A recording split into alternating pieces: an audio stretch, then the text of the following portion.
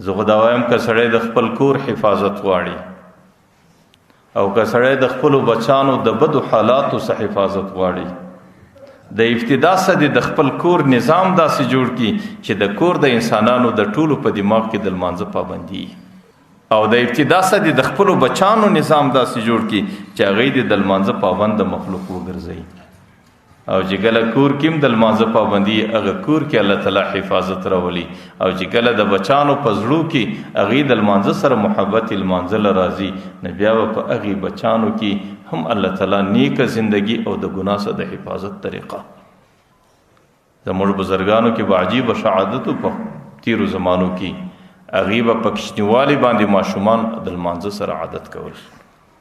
هغوی به همیشه لمانځو ته ماشومانو ته دا تلقین ورکوی، او ماشومان به چې کله د لمانځه اهل نه و لمانځله به یې د ځانه سره راوستل،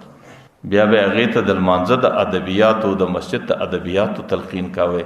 او د مسجد د ادبیاتو فکر او تصور به په دماغ کې ورکوی، په دې خاطر چې د ماشوموالي څخه د لمانځه سره عادت شي. ځکه پیغمبر علیه الصلاة والسلام ته الله تعالی دا وایي چې واقم الصلاة او د لمانځه اهتمام کوه.